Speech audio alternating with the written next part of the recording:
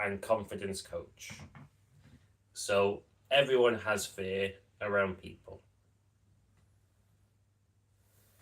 I've got fear around people. I know you have fear around people as well. So you don't need to pretend that you don't, because it's part of the human condition. We're often taught to hide fear, to not show fear, not show vulnerability. But the problem with that old conditioning, that old wiring, is that it makes you closed off, less open, and less available for genuine connection.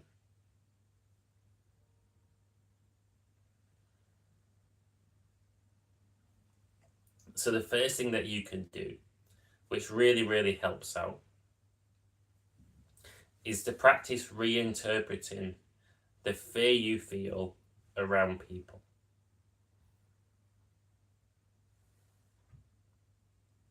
You can just label it as activation. Oh, I'm feeling activated right now. My sympathetic nervous system is firing off.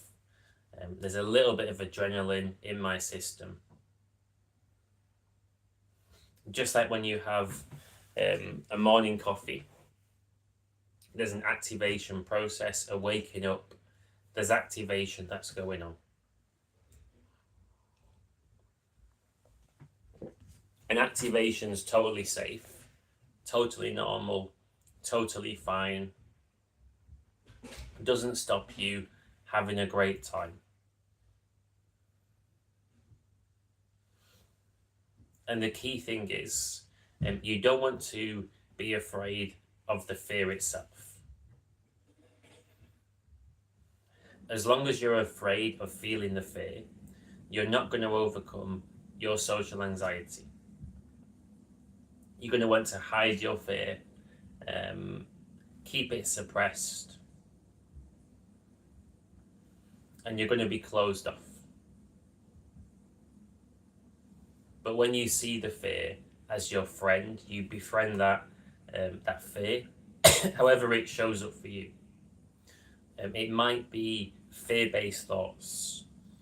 It might be physical sensations, maybe butterflies in the stomach, tension in the chest, the cheeks, the throat.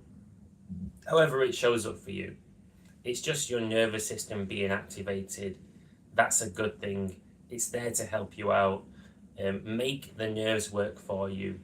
Allow them to work for you rather than resist them and make it into some sort of battle.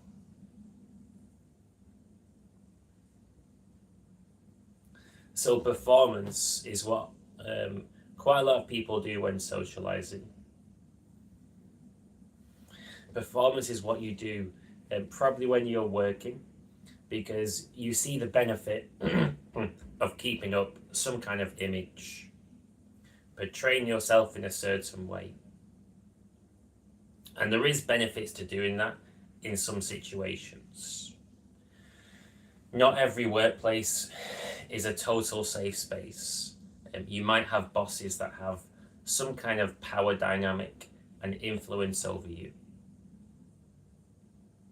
And you don't want to be framed in the wrong way, misperceived, have stories created about you that harm you, create a bad reputation, etc. So there is value in being able to come across a certain way in certain contexts. But pure socializing with real friends, it shouldn't feel like a performance. Performances, they can be quite draining. Although they can make you feel alive and there's a lot to enjoy, they certainly tax the nervous system. And the fact that you're performing, it means that in some way you're blocking the natural flow of conversations and connection. Getting a spam call right now. Spam calls, quite funny. So yeah, The good thing with the spam call is that it interrupted my thought stream, which means that I'm freestyling and actually flowing, which is the best way to be. And I used to do improv comedy in Birmingham, mainly going to classes and a couple of live shows as well, to face my fears and grow. And what the teacher would often remind people, say it's a two-person scene, he would say that your job isn't to come with a plan in mind of how the whole scene is supposed to go down. You're not trying to drive the scene, control it, force it, with all these, fully built, preconceived plans and ideas. It doesn't work like that. All your goal is simply to bring one brick. A brick's an idea. You say something, then the other person brings their brick, their idea, and you keep on going just one brick at a time until between the two of you, you build a cathedral.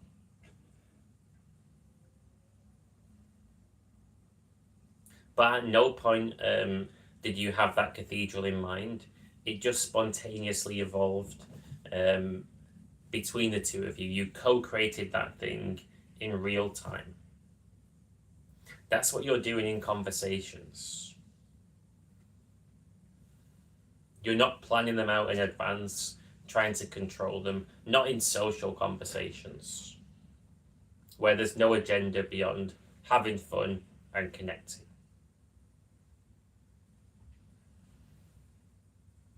And if you find social situations draining, something that over the years, in the past especially, I felt social situations were so draining and fatiguing for me. It's because I wasn't being myself. Having a false persona that you have to maintain is so much energy, so much effort. It creates so much dis-ease. It's a real burden. Imagine how much more free you're going to be when you don't need to have any false persona. The ease and flow that's going to come with that, life's going to feel so much lighter, so much less heavy, so much better. That's what happens when you're naturally connected.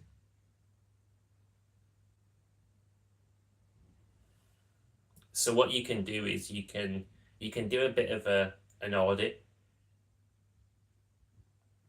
and you can go about your regular life, your social life, and you can actually notice where your nervous system is firing the most. What situations are triggering the most adrenaline? Maybe it's when you're in a queue somewhere. Maybe it's when someone is getting close to your personal space. Maybe it's when the conversation goes to a certain topic and you notice your heart rate go up. You notice a bit of tension in the neck, the cheeks, signs of adrenaline, maybe the temples and forehead, the fear. And you can practice relabeling that as activation, which is safe, as opposed to something to be worried about, and work on your interpretation of those situations, because that's what's draining you, and that's where there's you might feel a pressure to perform. And when you can take off that pressure, and you already have the natural charisma, the warmth, the humor, all the rest of it. It's just that when you don't feel safe, when you're not relaxed, and you go into a default social performance mode, you're no longer being yourself. So you're not really connecting with people. And it does require a level of vulnerability to really connect with people, because you don't know who you can trust and who you can't trust. So it does require bravery to let your guard down. but you can always test the waters. You can always let your guard down a bit with somebody, see how they respond, see what happens. And if the test is passed, so to speak, you can let your guard down more with that person and slowly build your confidence that way. And the ideal, in my personal opinion, is to be as open with each person in life as you can possibly be. With some people, you can be fully open. They've got your back. They're going to make you feel more confident, empowered being yourself. And it's just going to feel good to be around that good energy. With some people, you're going to be completely closed off because they're just not good people. They're not right for you. And that's okay as well. So with some people, you can be completely open, others partially open, and others you're just going to put a shield up and block those people out. But you don't want to be blocking out the good people. You'd be missing out a lot if that was the case.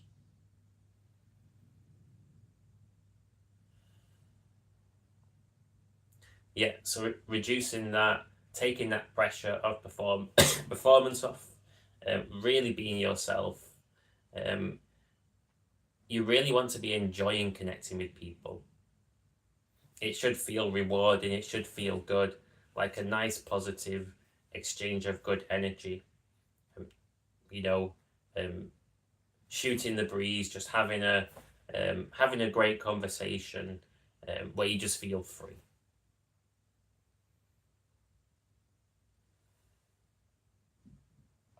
And getting out of that performance mode really, really helps. Labeling the fears that you feel around people. Okay, activation's happening right now. This is safe. It's just my nervous system firing up. Nothing to be worried about. You're bringing your fear out there, and you're teaching yourself to feel more safe in your own body, in your own skin, around other people. The more ease you feel, the more fun you're going to have, and you're going to get the results you want socially just automatically by putting yourself out there and connecting with people as the most confident and secure version of yourself. And if you're someone that has social anxiety and you're thinking, well, where are the opportunities to overcome social anxiety? Where do I start? What do I do? You probably already know that you're not going to overcome it by reading a book. The only way to overcome it is real world experience. Just like you're not going to learn to drive a car just by reading the theory, there's a practical side to it as well. And the practical side is all about getting rid of the fears that are stopping you being yourself, building those real world connections, feeling more supported.